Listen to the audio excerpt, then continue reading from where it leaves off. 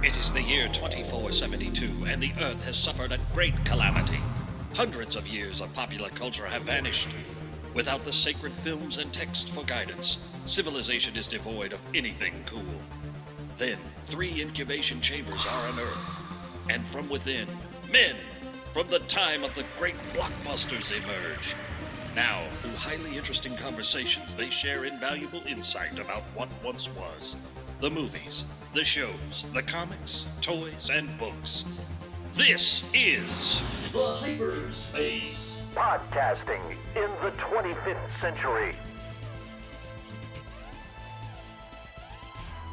Welcome in, podcast pioneers, to the Hyperspace, podcasting in the 25th century, the interweb's first and only podcast.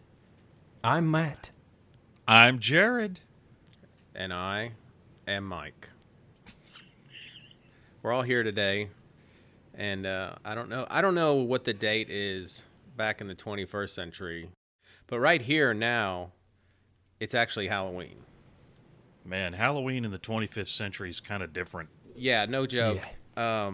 I was kind of going through the channels, flipping through to see if there was any good horror movies on, because I actually kind of enjoy horror movies. So I thought, well, let's see what they got, and find their selection lacking, if I can't find a better word. I think that might be an understatement. So what I thought I would do is I wrote down a few of the titles of some of these movies. Okay. That I thought our viewers might enjoy knowing what we have to choose from. You have to keep in mind these people in this time, with everything being lost, and they're starting anew, but they don't have a template. So their stuff isn't really that imaginative. A little flat. Yeah. So the first thing, there was The Thing That Was Scary. And then they had the sequel, Return of the Thing That Was Scary. And then then there was Clone of the Thing That Was Scary. Wow. And then the last movie in the series was Return of the Clone of the Thing That Was Scary. So that was a pretty popular series. I'm told that there was something scary in it. I'm basing that off the title. And also their imaginations are pretty limited. Yeah. And then of course, horror movies usually reflect things like the society's fears. And so, of course, there was the Day the Living Walked. So, anyway, so... The Day the Living Walked. Yeah, because I guess, like, the vacuum tubes broke down. Well, it's funny that you mentioned the tubes, because you can always tell when you're in the tube and somebody in the tube next to you is binge watching on the Cortex, because, you can binge watch the entire movie series there in a split second. You'll see them in the tube, and all of a sudden the entire tube is covered with their feces. And you know that they were watching it. And I mean, we watched that series last night, and to me, an apple sitting on a table is not terrifying, but to these guys, it's feces-inducing. Yeah, that's true. Which is interesting, because I don't remember movies from our time that were feces-inducing. So these are... What do you do with the whole tube next to you is covered? You just look away. These are a tepid people. Oh, boy. Anyway, these trick-or-treaters, man. Have you had any yet? You know what? I haven't. They're plain silver suits with the white featureless face. I mean, that's all. Every single one of them, they dress up like that. It's like... Is that what that is? Is it the quasi-futuristic? They've been coming to my door all day. I have no idea what this is. I thought it was like a Jehovah's Witness coming to talk to me. And I gave them like a couple of various candy bars, and they were already thrown by that. I guess they were expecting the... Where did you get candy bars? Candy. Did you bring them back? Tube. Did you take them into the incubation chambers with you? Well, yeah, Is that how you have them? Well, yeah, I slipped a few in, didn't you? Dude, no. You've been holding out on us? You got a Kit Kat you can give me? It's not my fault that you guys haven't pre-planned your hyper sleep. So anyway, with that, the theme for today is we're going to be talking about some of our favorite horror movies. So I think it's time for, if I'm not mistaken, a little news from the interweb. News from the interwebs.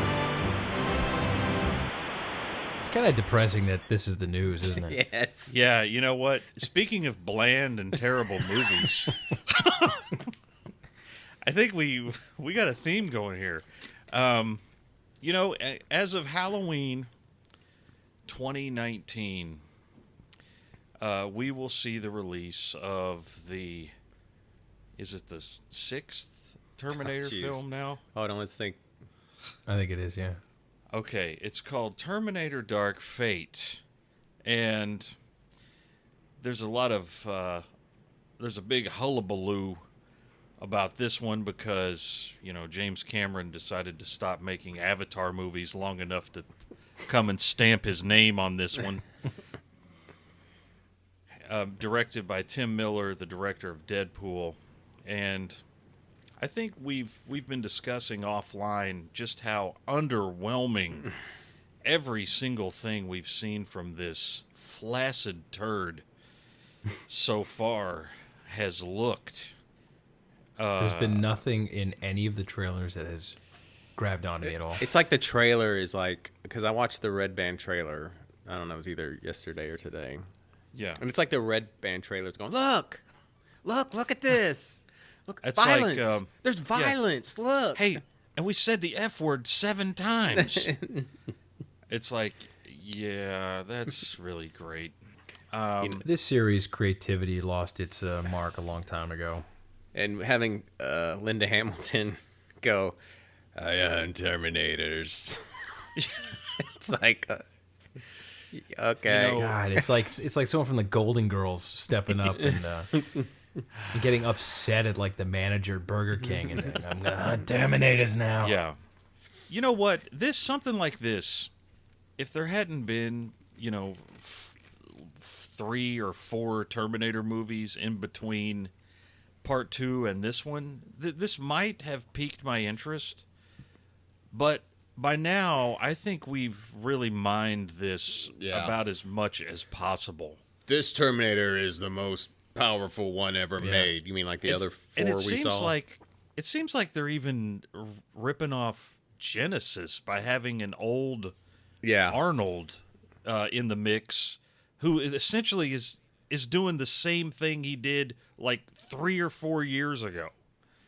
But, you know, this is one of those sequels where you're supposed to forget the other, 15 movies ever happened, and you're just supposed to pick up after the second one. I watched these trailers, and the one feeling I'm not getting from this is that this is it. That this is the culmination of a big story, that they're putting it all together, and that they're going to end it big. To me, it feels like a rehash of just what I've already seen. Isn't it like supposed to launch another trilogy or something? I mean, isn't that what they were saying? Yeah, I've read interviews, but, I think this movie, I'm just going to put it out there, this movie's going to massively underwhelm at the box office. The same way the last Terminator did, and they're gonna put this to bed. I mean, it's, this is the last gasp for this franchise, and that's fine. I'm fine with 1 and 2. That's fine. I'll take those. I even like 3. I like 3. I mean, there's a lot of problems I have with 3, but overall, it wasn't bad. It was a little cornwad, but I liked it. I didn't hate Salvation. I thought it was an interesting take they took on it. That something a little different than doing just the standard time travel. Yeah, but you know what, Mike? I think you just said it best. You didn't hate it, but I loved 1 and 2, like most people did. But I certainly barely tolerated the ones after that. Like, nothing in that franchise has really grabbed onto me since. Well, I think Terminator 2. The car chase in the middle of Terminator 3 is as good as any car chase I've ever seen. It's like a phenomenal car chase. Where he's on the fire truck? Yeah. Yeah, that's really cool. Yeah. I'll give it to it. And it's John Mastow, and he's a good director. Genesis was a turd. I didn't even see Genesis. Oh, gosh, it's so unbelievable. I saw it in the theater, and much to my shame that Mike will never let me forget, I had fun with it. I saw it with a group of people who were enjoying themselves. Jared said, that was not that bad. And I was like, you know what? I had fun with it. I have since seen it again at home and have smelled the stink of sulfur coming off of it. My favorite thing about the Genesis one is it opens up with the Terminators, and they're all walking around doing their jobs because, I guess when they're not exterminated humans, they're doing jobs. They're cleaning up garbage. And like one Terminator pulls up in a truck. He's driving a truck. And I'm like, why is a Terminator driving a truck? And I remember telling my brother, because I think me and my brother might have seen it together. And my brother said, yeah, I expected the driver to turn and like nod his hand at the guy standing on the ground like, hey, how's it going? Because that's how goofy it looked. Well, and they blew everything in the trailer. The trailer gave every single thing away that might have been a surprise. Yeah. Well, most likely that's what we've seen with this one too. Yeah. So. Well, I've heard Edward Furlong's in this somehow. They've kept him out of the trailers, probably for good reason because, he's got all the meth scabs on his face. He's pushing 370 pounds. Yeah, man, he's a legitimate ghoul. He's a legitimate ghoul. Yeah, so I'm not sure what's going on with that. You know what? I think I will see this. After saying all this, you do. Somebody's got to see it and talk about it. Listen, like all of us here, I grew up as a huge Arnold Schwarzenegger fan. I want him to make great movies. I'm willing to go see him in a good movie still, but this isn't it, and this isn't what I want to see him in. Wrap him into something a little more legitimate, a little more appropriate, and I'll go see it. But this looks ridiculous, and I don't mind ridiculous movies, especially ridiculous sci-fi movies, but this one just doesn't catch your mind. It doesn't get my interest. I don't really care about it. And I think we should move on because I don't think it's worth any more discussion. But that said, hey, as Jared said, it does open up on Halloween in 2019. If you want to go back in time and look at it, if you go and see it and you're a really big fan, I hope you enjoy it. And tell us about it. Tell us what you think about it, because I don't think I'm going to see it. Was it a trick or a treat? I think before we talk about some of our favorite horror movies growing up, I'm going to take us into a little bit of random space. I've got a question for you guys. Random access memory. This is the part of the show where we come up with a little random statement, a little random question, and we throw it out there and we see what comes back. And guys, I have to say, this is an interesting time of year, Halloween, and especially looking back, it's kind of creepy. When we got in the incubation chambers, it hadn't happened yet. We thought, of course, like everybody else, we had 12 years to live with before climate change took us out. But we know now, looking back, that, well, it wasn't climate change at all. It was the zombie apocalypse. Yes, that's true. And, it's funny looking back that who would have guessed that every 105 years a zombie apocalypse just comes now. They have it pinned to the month. And guys, the next one's coming up pretty soon. So, I've got a question for you guys. Yes. If a zombie apocalypse happened tomorrow, what would be your preferred weapon? And where would you want to hold up? Well, that's easy. If you had your druthers, you'd go with the Dawn of the Dead approach, and you'd hole up in a mall. Mall. And then... I guess, what kind of, I can't remember. Are they slow moving or fast moving? Well, I'll give you some parameters for our zombies, okay? A zombie, fresh, can move as fast as a fast human. And as it decomposes, it most likely slows down. Well, here's the thing that baffles me about the zombies. As much as I enjoy the genre, I always thought it was weird when the zombie actually walks, because of the decomposition, it would have about a 2-hour lifespan in the environment before it completely had complete cellular breakdown. But that doesn't happen, so... Yeah, you seen some of those walkers on The Walking Dead? They've been there for obviously like 7 years, and they just start moving, covered with Let's moss. assume that rigor mortis doesn't click in with these, and they can keep moving. Okay. But weapon of choice, if they're, I don't know. In reality, it's hard to get a headshot.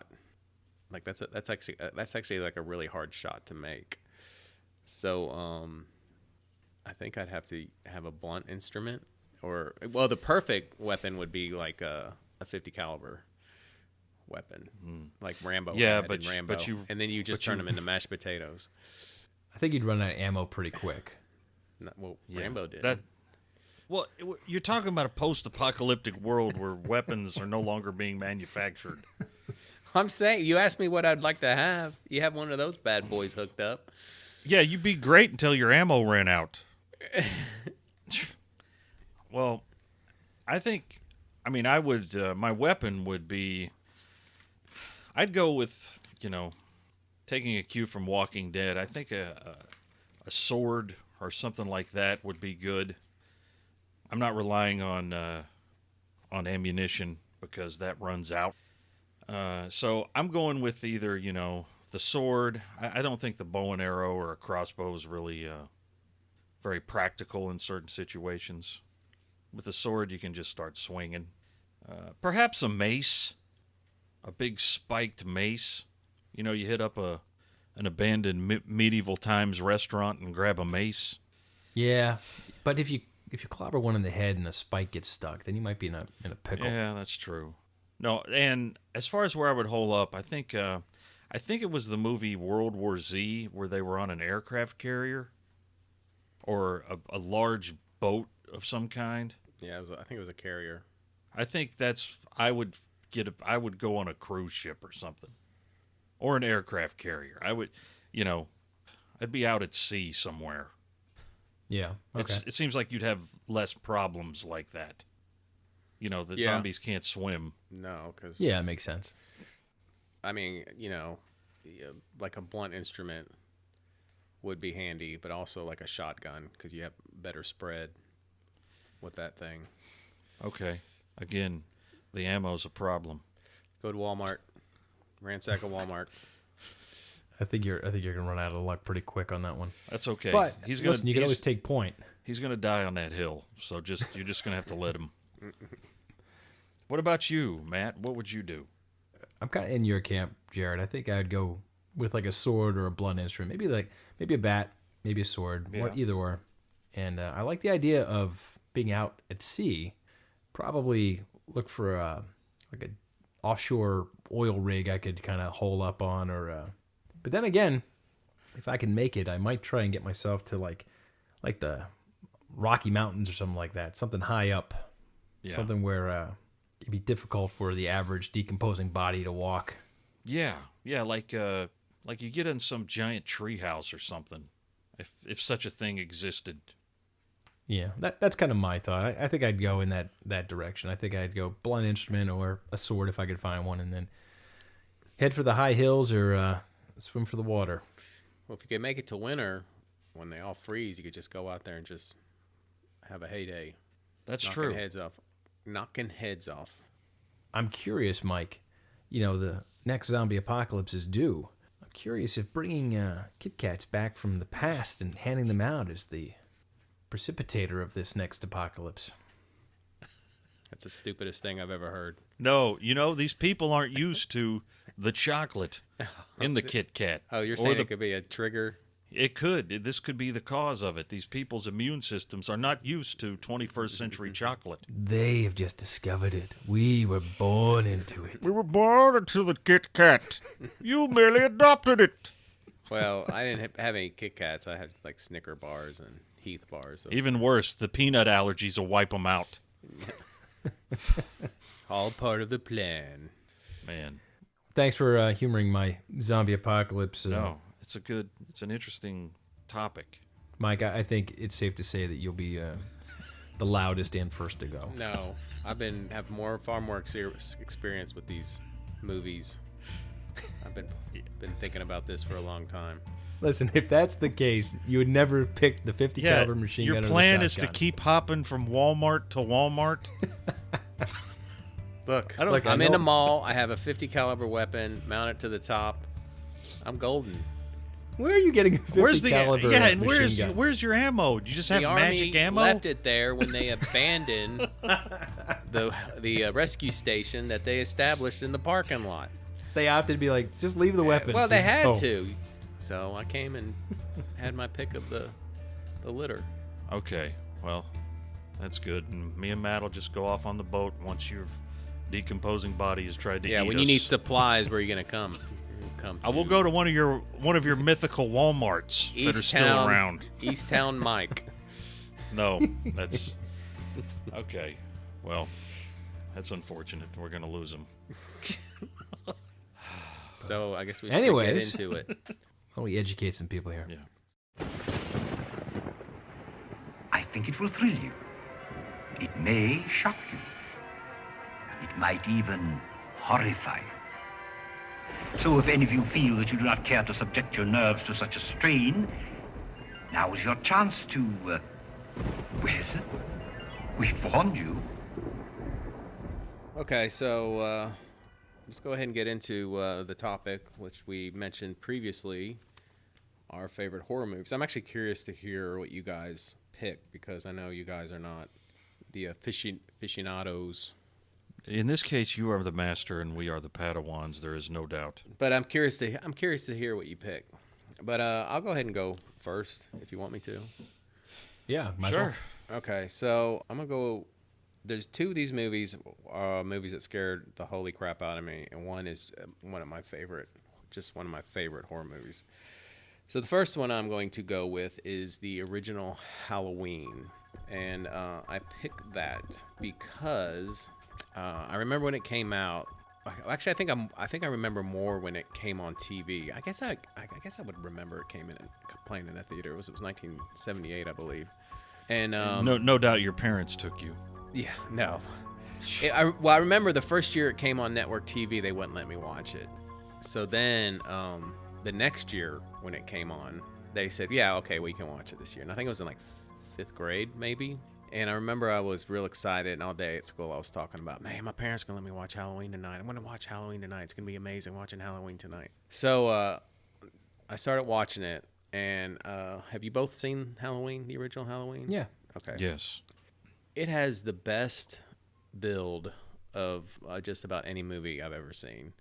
It has that slow, it's like a very long crescendo where it just builds and builds the suspense. And I was just getting more and more anxious as the movie went. You know, it opens with Michael killing his sister. And then, you know, at that time, it was a really great twist because you don't know who it is, and they rip the mask off, and it's a little boy, and that's shocking. And then they have that great intro of Sam Loomis in the car with the nurse, and she has that great line like where she goes, "Well, do you think we could refer to it as him?" And he's like, "If you say so." Are there any special instructions? Just try to understand what we're dealing with here. Don't underestimate it, Don't you think we could refer to it as him? if you say so. Well, I mean, the way he just builds up this character, and then, you know, it's just, and then Michael Myers escapes, and Jamie Lee Curtis is walking around, and he's like looking at her from the house, and then he's standing across the street while she's in class, and then there's the great scene with the kids where one of the kids runs into him. And they got to the point where Jamie Lee Curtis comes home, and she's standing at her window, and she looks in her backyard, and Michael Myers is standing there in the sheets. And that was it. I was done. I changed the channels. You turned the channel? Yes. I was like, that's it. No. No more. I've had enough. And I did not finish it the first time I tried to watch it. Wow. How old were you? I think I was in 5th grade. I'd have That's pretty young. That's pretty young. I'd have for to that. do the math on that. Oh God, I couldn't take it. It was too much. It was too much. I enjoy that movie, but when I think of the trifecta of horror villains in the sense of Mike Myers, Freddy Krueger, and Jason Voorhees, Mike Myers to me is the most vanilla of the bunch. I think he's the scariest. No, he has that great blank face. I just, you know, maybe it's maybe I don't know, maybe because I saw the movie a little later in life. I didn't watch it as like a young kid. I watched it like as an older teenager, and it wasn't holding up for me quite as much. But, you know, I'm not taking anything away from it. It's still, I agree with you. It's still an excellent movie. It has that amazing theme. Like, the theme right away puts you on the edge of your seat. I agree. It's got some good elements. But to me, I still think that Mike Myers is third tier on that list. Well, I hope that. Dang. We might need to edit that part out because you might have some people coming for you. It's all right, guys. Everyone, Michael Myers fans, it's all right. He has his opinion. It doesn't take away. Once I tell you my first one, you're just gonna make fun of it anyway. So anyway, Jared, do you have anything to add? To the Michael Myers? Yeah. No. I haven't seen it obviously as much as you have, and I probably didn't see it for the first time until I was maybe a senior or in college. Maybe I liked it. You know, I always meant to revisit it and then see the one that came out last year. Yeah, it's good. But I never got around to that, and maybe this year I will, because that's another sequel that's supposed to ignore all the subsequent sequels. Yeah, although I think of all the franchises, Halloween has a better. Well, it's been rebooted like 3 or 4 times, right? Twice, but the Rob Zombie ones are complete garbage. Okay. No, 3 times. I'm sorry. There's the 1, 2, 3. Yeah, rebooted 3 times. Okay. There's actually a funny meme somebody made of the timeline of the Halloween movies, and it branches from the first one, and the other one is like, Laurie Strode is dead. Laurie Strode is alive. Anyway, it's like a choose your own adventure. Which path of Halloween movies am I going to take? A little known fact: Halloween 6 was Paul Rudd's first, or one of his first theatrical appearances. Really? Yep. Wow. So there you go. Now I'm curious to hear what Matt's first choice is going to be. Well, it's not going to be the scariest movie you've ever seen, but I thought that we'd share it out because I think a lot of people are going to agree. I'm going to say the movie Gremlins, and I'll tell you why. Now, Gremlins is not the scariest movie you've ever seen, but as a kid, it was both fun and really scary for me. And there's one scene that I still think holds up against most horror movies today. When the gremlin is thrown into the microwave oven. Yes.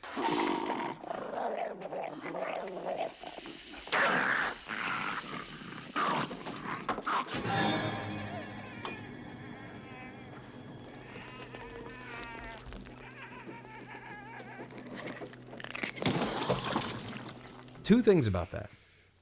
Three things. One, anybody's using a microwave oven. That's a innate terror inside of you. But plus, you'd heard the stories about the woman microwaving her dog to dry it off.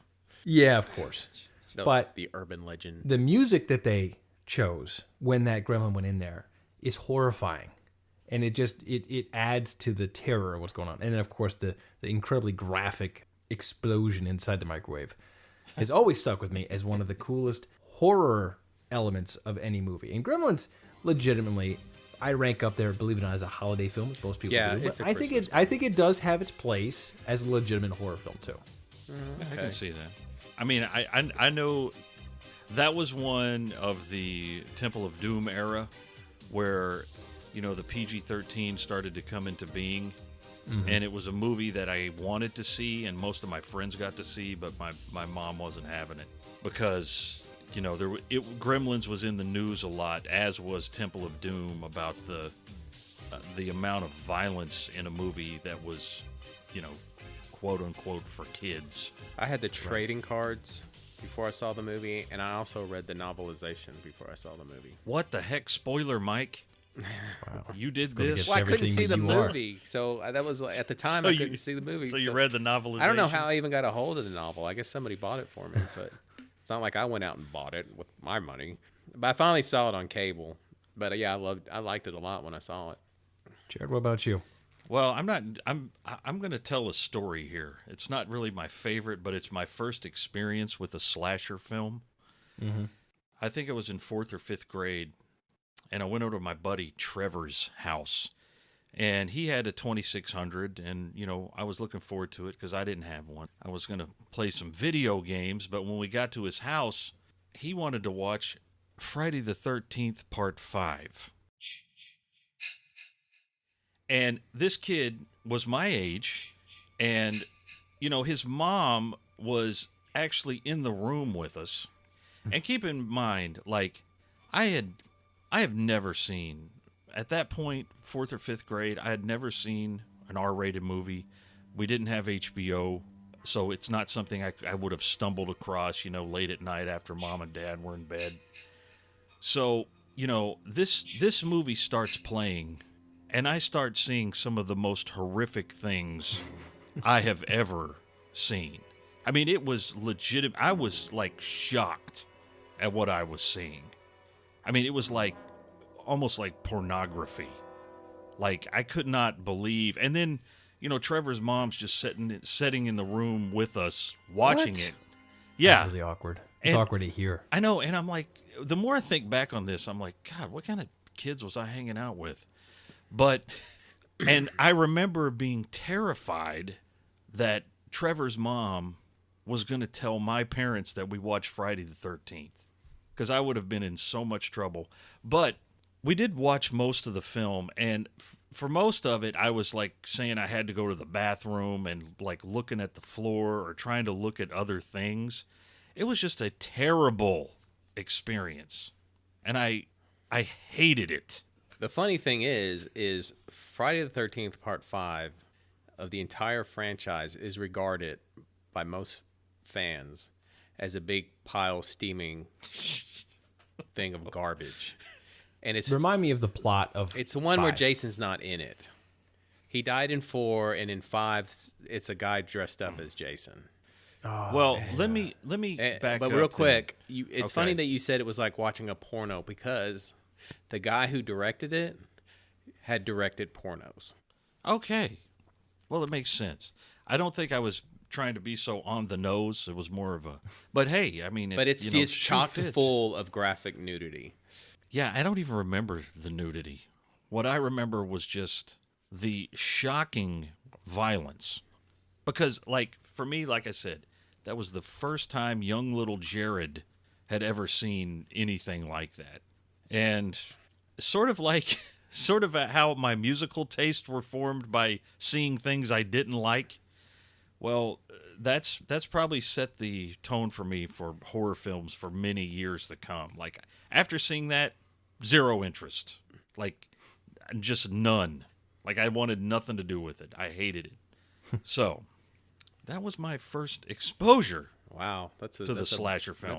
That's a really terrible one to start out with, because that movie sucks. Yeah. So, yeah. I kind of want to see it now. I've never seen that one. I kind of want to watch it just to see how bad it was. It's awful. It's just awful. It's just garbage. It's just garbage. What was that? The New Beginning? Was that it? Yeah, it was and everyone hated it, and nobody. I think it. I don't know. Jason Lives was 6, right? Yeah, they brought him back. Jason 6 is probably one of my favorites. It's because it's sort of like a self-aware movie. It's actually got like a bit tongue in cheek. It's good. Yeah, but yeah. So that's my story. You can come back to me on the next round. I'll have something better. All right. Well, I'll go with my next one. Believe it or not, there was a time when vampires were scary. Yes, I know. Before they became like angsty vampires, romanticized, sexy. Before Anne Rice got a hold of them. Yeah, before Anne Rice made every vampire a feminine version of itself. So, and those were the cool vampires. This movie scared me to death, and it was HBO ran it ad nauseum, and I watched it every time, and every night I'd be scared to death. And it was the original Tobe Hooper directed Salem's Lot. It was a 2-night TV movie that they condensed into a film version, which is what HBO ran. And man, those vampires scared the ever living crap out of me. I mean, when they would come floating up to people's windows with their yellow eyes and their long fingernails scraping on the glass, it was horrifying. And the lead vampire was based on the Nosferatu film. He was bald-headed with pointy ears and those 2 fangs in his front teeth. The rat teeth. Oh my gosh. Yeah, but I loved it, man. I loved it, and I have the Blu-ray. I still think it's fantastic. It's still one of my favorite horror movies of all time, and it's great. I love it. And little fact here, Jared, the guy that played the lead vampire, the bald one, was in the original Star Trek TV series. He played in a. Oh, he was the guy. He was the ringleader. Right. He like controlled these gladiatory games. Gladiatorial games. No, he was a. What are the blue guys called? With the antenna. Oh, the Andorians. Yeah, Andorians. He was. I think he was in Journey. Yeah, he was in Journey to Babel. Journey to Babel. Yeah, that's right. Okay. Okay. Yeah. Yeah. Wow. So he was the vampire. But anyway, that was a fantastic movie, and I would go to bed at night, and if the curtain, I would make sure the curtains were flush against the wall. Yes. Because I was afraid I'd look, and even in that little sliver that you would of see an it. opening, I'd see like this yellow eye staring at me, and it was horrifying. I was afraid to walk by windows at night. Open the window. Open the window, Mark. Open the window, Mark. Please. Let me in. It's okay, Mark. I'm your friend. He commands it. It was just horrifying. I know I've seen that movie. I think I saw it in college. I don't think I've seen it since. Yeah, it's worth I think I've only seen it like one time. It's worth a revisit. It's like I said, I love it. It's just I just love it. Yeah, I've never seen it all the way through. I think I saw some of it at your house one time. You bought the really? DVD in Nashville, I think. Probably. We watched some of it, and I had to leave for some reason or other. But well, it was probably it's like a 4-hour thing. So yeah, it's long. Anyway, that's one of my favorites. It's pretty scary. Yeah. All right, you're up, Matt. You know, not like Jared, I didn't have a household that was watching a lot of horror movies at the time. You know, my twin brother and I were the oldest in the house, so it's not like we had older brothers or sisters that were making us watch this stuff. So it really didn't filter into my house that much. So I think the first time that I really started seeing like real legitimate horror movies, I was in middle school, where you could go to your friend's house and have an excuse to go to your friend's house and watch a movie. And there's a group of friends that I was hanging out with in like 7th or 8th grade that we watched a lot of these movies. And the thing about this was to get to their house, you know, I didn't have a car, of course, so you had a bike. And the way to get to their neighborhood from where I was in my neighborhood in Florida was you had to go behind a house and then through the woods. And it was a pretty good ride through the woods on a makeshift trail, and then you would pop out on the other side, and that would be the neighborhood, and then you just meander to the house. So one early evening, I went to their house, and there was a bunch of people there, and one of their older brothers had rented Evil Dead 2 for us. Groovy. And I'd never heard of Evil Dead 1. And Evil Dead 2, to me, blew my mind away. Now, I know it's a cult classic that so many people love, and it's not an original movie to talk about, but to me, Evil Dead 2 is still one of my top favorite movies of all time. And the noise that Sam Raimi had that creature coming through the woods with, you know, it's a real distinct, very particular noise, and it scared the hell out of me. And there was so much fun in that movie, but also so many horrible, like, really scary moments that he put into that movie. That's why I think people love Evil Dead 2 so much. That movie really opened my eyes to a whole different set of films. And then later, we would watch like Hellraiser together, Texas Chainsaw Massacre. So we really got a good, you know, in that kind of 2-year period, I got a lot of different movies with that kind of group of kids. But going back to Evil Dead 2, you know, I watched this movie, and, you know, obviously most people listening are probably very familiar with Evil Dead 2. When it was done, it was late, and it was past when I was supposed to be home.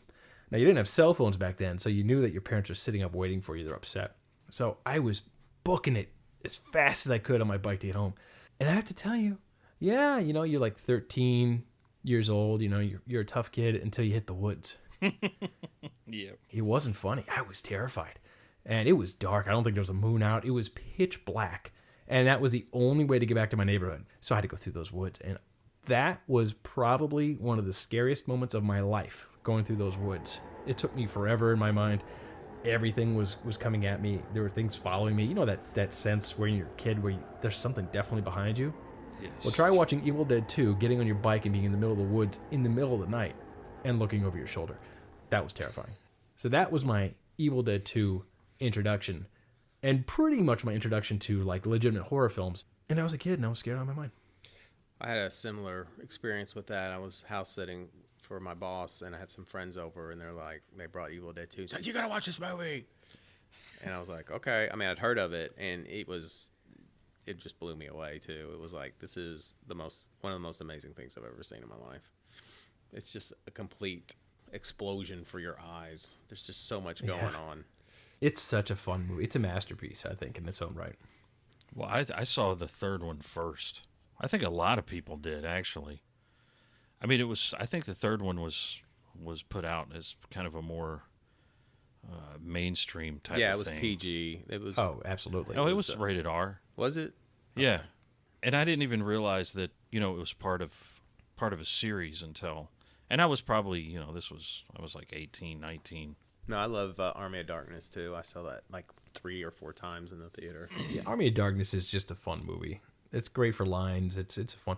But when I saw Evil Dead 1, the original, I was really confused after seeing Evil Dead 2 because I thought, is it a direct sequel? It doesn't seem that it's connecting, but there's some things that might want to connect. I was completely confused. It is a sequel, but the first 10 or 15 minutes of Evil Dead 2 is sort of a remake of the first Evil Dead. And there's an odd thing about Evil Dead 2. There's a weird little trivia in that people think that Ash, the character Ash, was stupid enough to go back to the cabin with a new group of friends because the way it was retold, we didn't own the rights to our own movie that was done by New Line Cinema.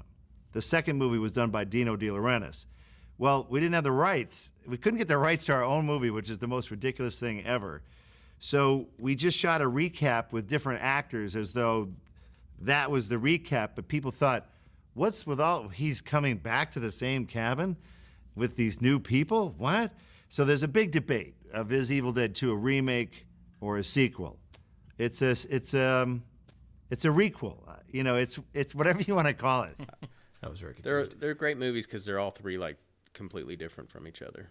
I mean, the first one is legitimately pretty hardcore. They didn't really go for the tongue-in-cheek in that one. He tried to make a real, legitimate, outrageous horror movie, and there's some pretty outrageous scenes in the first one.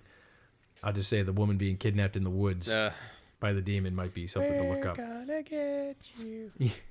But Evil Dead 2 is still one of my favorite movies. Now, it might not be the most scary movie as far as like slasher films but there are some elements in that which are hard to top. All right, I just Jared, keep thinking about a scared Matt looking over his shoulder driving a bike through the woods. No, that was legit. That's a movie. That was terrifying. That's a movie I want to see. Yeah. Okay. Right, well, for me, in 1992, my parents and I and my sister visited Universal Studios in Florida for the first time. And I was completely fascinated by the Alfred Hitchcock exhibit they had there. Like, at that point, I was really getting into filmmaking, and it was something that I knew that I probably wanted to do in college and stuff. So I spent a lot of time in that little exhibit they had. Well, it's like quite a large exhibit, actually. And they had a replica of the Psycho house on the premises there in Orlando. And, I was 17 years old, and I had not seen Psycho. So, but I became instantly fascinated. They had a whole show there where they recreated the shower scene with, a participant from the audience and everything. And I thought that was really cool. But I hadn't seen the movie, so when I got home from Florida, I rented Psycho, and I really, really dug that movie. I thought it was suspenseful. I thought it was a little disturbing, and it made me feel uneasy the first time I watched it. So after watching the first one, I was like, well, I got to see, I know there's 4 of these things. So I watched, in a very short span of time, Psycho 2, 3, and 4. And I just started to really dig the character of Norman Bates. And I'm not sure Psycho's really a horror film as much as it's a I don't know, like a character study. But certainly the sequels delved into slasher territory as they were competing with, Jason and Michael Myers and Freddy at that time, released the same time. But I really, for a while there, was all in for Norman Bates and Psycho. I agree. That's my favorite Alfred Hitchcock movie. And I agree with you. I don't know if you could quite call it a horror movie, but man, it sure is a creepy suspense movie. And I don't think there was a lot out there like that at the time. No. I mean, Alfred Hitchcock was always putting out some uniquely strange stuff, but the audience was being exposed to your point, a real disturbing character study, because it wasn't just a monster or a supernatural being. It was someone who had lost their mind. Yeah. And you didn't know it, and you didn't realize what exactly was happening. And when you did, it was even worse. So yeah, like when, and somehow the whole time I was at Universal Studios, watching these shows and everything else, I did not know, spoiler alert, that Norman and his mother were the same person. Like when the final scene of the movie happened and he comes down the stairs and he's like all screaming and messed up, and the guy grabs him and he's like trying to get away from him. Mrs. Bates.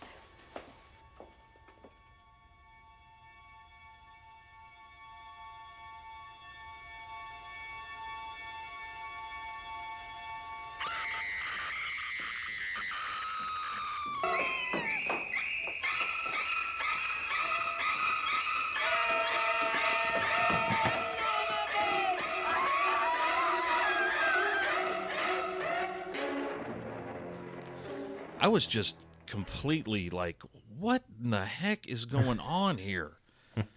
And then, they kind of wrap it up there at the end in that's with the psychiatrist and everything. But yeah, if you got to imagine, I mean, as people growing up in the 80s, 90s, and the 21st century, Psycho is fairly tame. But to an audience in 1960, seeing something like that, they were talking about, cross-dressing, and is he a transvestite and all this stuff. And I mean, that stuff in 1960 was like completely out of the norm. Like, people were like, what in the hell is going on here?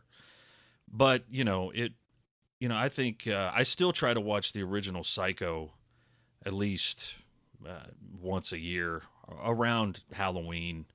But Psycho, the sequels have their charms, but the original Psycho is my favorite, and it's one I still revisit. I think I love the black and white. I think it adds to the ambiance. I really love the old house and all that stuff. So yeah, I agree. Mike, I know that you've got some experience with Psycho. Well, I remember I watched it on TBS when I was a kid, and actually my parents watched it with us. And like you, I didn't know what the ending was. And when he comes running into that room with his mouth open, moving that knife up and down, I mean, that's pretty much one of the freakiest things you've ever seen. And the wig comes off, and you're like, "Oh my gosh!" Yeah, it was. And then, but I also remember when I watched it, when Janet Leigh's driving, and it's interesting because she's like imagining what she thinks people might be saying about her. Yeah. I thought she was psychic and she could hear people. And she was hearing their thoughts. Yeah, she was hearing. So, yeah. But no, Psycho's great. Original's just a classic. I do have to mention, before we move off of this, one scene in Psycho 2 at the end of the movie. This is me and Jared's favorite thing ever. When he wallops that old woman in the back of the head with that shovel. It's like the most amazing thing you've ever seen. And it's amazing looking. It looks as real. It looks complete. It's like they really whacked that old woman over the head. You're sure you won't have a sandwich? Pardon? This woman in Psycho 2 comes into Norman's house claiming that she's his real mother. His mother's not really dead, and she's his mother. And he makes her a cup of tea and puts the strychnine in it, and she's sitting there drinking it, and she starts to cough, and he just walks up behind her with, as calm as can be, with a snow shovel, and bashes her head in. Oh my gosh, it looks completely real. Like they actually killed her. Like, make sure this is our last shot we need with her, because she's dead. Yeah. And you know, poor Anthony Perkins. That's pretty much who he was for the rest of his life too, except for the guy in the black hole. Oh yeah. Maximilian, what are you doing? Maximilian. Yeah. So, all right, Mike, we're throwing it back to you. All right, here's my last one. This one is not so much scary as it is. It's one of my favorite horror movies. I think it's actually a lot of fun. It's the first Creepshow. It's an anthology based on Stephen King short stories, and it's shot in a way to emulate a comic book. And over the years, it's just become one of my favorite movies to watch because it's tongue-in-cheek, so it's never like a downer, and just a blast to watch, and I just love it. And it's gory, but it's so over the top. It's not like disgusting. It's got a great performance with Adrienne Barbeau as this obnoxious wife. She's just, and then the husband, who's played by, what's his name? I should know his name. Is that the one with Ted? Was that the episode with Ted Danson and Leslie Nielsen? No, this is the one with the crate, the monster in the crate, and it's Hal. Is it Hal Holbrook? That's who it is. And he plays Adrienne Barbeau's husband, and he always has these fantasies about killing her, and they're just hilarious. And but the Ted Danson one is really great too. Leslie Nielsen. They're all the stories are really great. You know, my problem is I saw Creepshow after I had seen Naked Gun, and I could never take Leslie Nielsen's ruined after that. Leslie Nielsen's really good in that movie too. He's great in the movie. Because all I can see is he kind of is a little bit silly. He plays that crazy rich husband. But anyway, Creepshow was one of my favorites. Yeah. I just recently... Creepshow reminds me a lot of Tales from the Crypt. Well, that's what was modeled after those comics. I thought HBO's Tales from the Crypt was a really great series, and it was very much in the vein of Creepshow. It was always that kind of like... It was scary, but always had the kind of like comic twist somewhere in there. They were supposed to be tales of morality. That was the point of those stories. But anyway, I love that movie. I try to watch it every Halloween. I just got Shout's special edition Blu-ray, so I'm planning on diving into that. But physical media. There's also a great documentary you can get called Just Desserts that's worth a watch. So anyway, Creepshow. Creepshow. That's a good one. Oh, also just real quick, the TV series has just been started rolling. I've seen the first 2 episodes, and it's been a bit disappointing. I'll give it a few more, but what is the show on right now? Shudder. Oh, that's the horror channel, right? Yeah, I think it's got a budget of like $5 an episode. Anyway, so nothing, and there's Creepshow 2, which is good. It's fine, but nothing has matched the quality of the original George Romero directed Creepshow. All right, Matt, your last one. My favorite horror movie that I didn't see until college was The Thing. Oh, yeah, no doubt. And I'll tell you what made it so interesting for me. When I was a kid, and I don't remember how old I was, The Thing came out in 82? 82. 83? 82. So it must have been later, like 85. It had been on television. I had always remembered a scene where they were trying to they had the panels on his chest, and they were trying to, and it went right through his chest. But that's the one scene when we were flipping channels, my dad, one night the family's watching TV and he flips on it, and that's what I saw. And I'm like, what was that? And that always stuck with me. And I'm like, what was that from? And finally, when I was in college, I'm just watching The Thing. It happened to be on. I'm like, this is the best movie. And then the scene came up, I'm like, this is the scene. And I love that movie. I think that movie is such a neat movie. It's, for the time that was made, I mean, it's like, you can call it sci-fi in a sense, but it's, to me, it's like a sci-fi horror movie. But I think for the technology they had at the time, I think it looks great. I think it still holds up. Yeah, I saw it not I long agree. ago, and I really think that Yeah. it's Rob it's just a Bottin's really well done work is really amazing. yeah. Those practical effects were just outrageous. I mean, they put a lot of work into it. They weren't just like run of the mill B movie practical effects. There's a lot of budget put into it, and it holds up, I think, pretty well. And yeah, I saw this. Well, I guess you could call it a prequel. It's the prequel of the thing, and I thought that was a pretty solid movie as I well. never saw Actually, that, actually. You never saw it? If anybody listening hasn't seen the prequel thing, go see it. It's totally worth seeing. It's actually a pretty good and entertaining movie. It's very much in the vein of the first, and you can watch the prequel straight into the original thing. It runs directly into it, so it could be one Maybe big I'll movie. try But to do that. it's actually a legitimately it's really well done. They made a video It's game really well done. sequel to the original movie, and it was supposed to be really good. There's a lot of movies I like Kurt Russell in. That's definitely one of my favorites. But I think he was a really well written character. I think it was interesting. It was a very unique place to put those guys, and it was a lot of suspense, a lot of build up. It was kind of like a whodunit. It was a total whodunit movie, and it really kind of kept you guessing, and it was fun. And there's a lot of really creepy moments in it, a lot of scary moments, and a lot of fun moments in it. It's a fun one, the thing. So I think that really, honestly, and it's not the scariest movie. It's not like a slasher. It's not like one of those jump horror movies where the scare's building, then comes. There's a lot of mystery to it. I don't know. The it's just petri dish scene made you jump. That's a great scene. But I think the thing is overall, I think that's my favorite horror movie. It's a classic. It's awesome. I love that movie as well. Jared, what about you?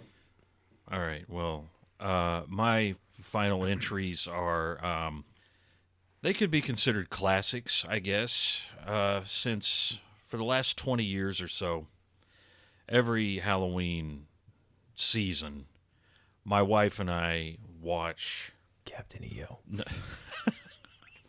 Yes. We pull up the old YouTube, we fire up the YouTube, and we watch Captain EO.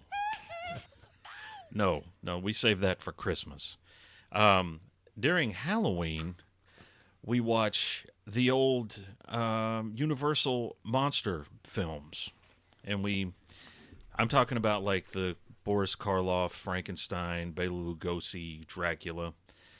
And, I mean, all these iconic characters that everybody knows what they look like and who they are, even if they've never seen the movies.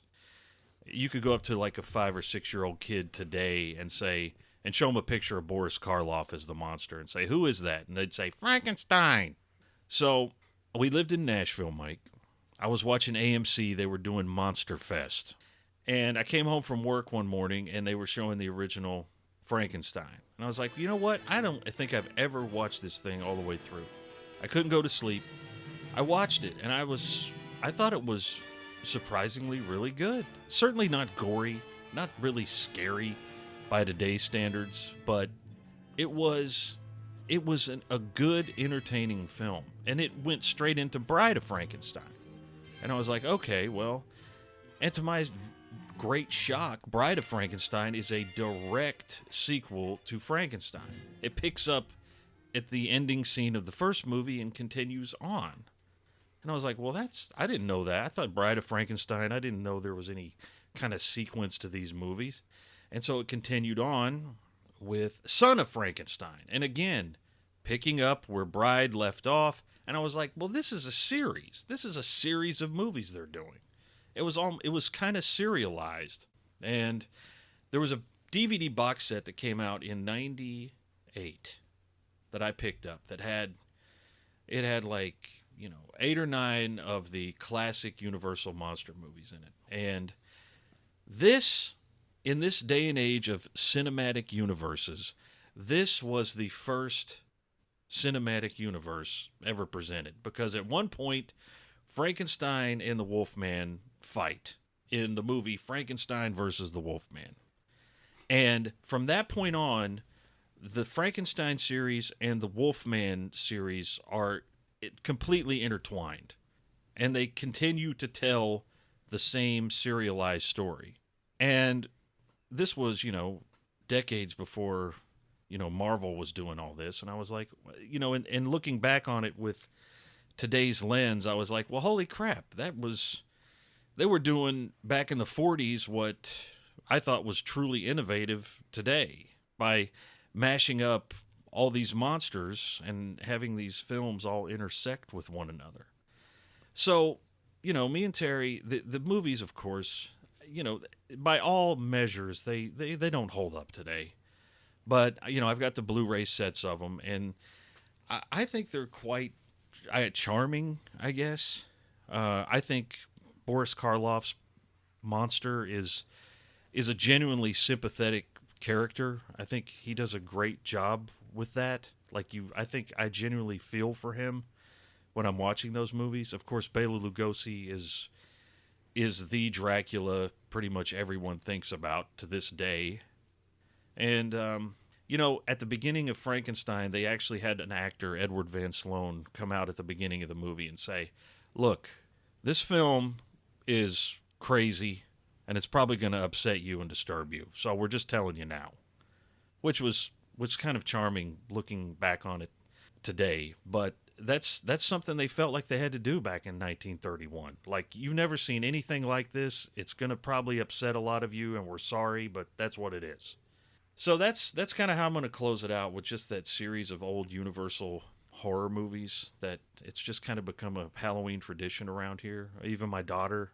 That's pretty cool. Yeah, my daughter's even watched them there for a few years with us. So, you know. I don't think I've ever actually delved into them before. I think I should. I wouldn't mind going in and watching maybe the first couple of the Frankenstein movies and seeing what they're about.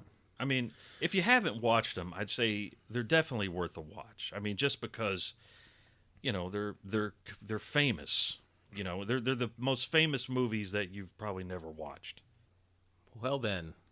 Well, I tell you, well, there's going to be a lot of disgusting tubes on the ride home. I think after the 25th century gets hold of this, they're not going to know what to make Maybe themselves. we should put a little warning at the beginning. This might be upsetting to you.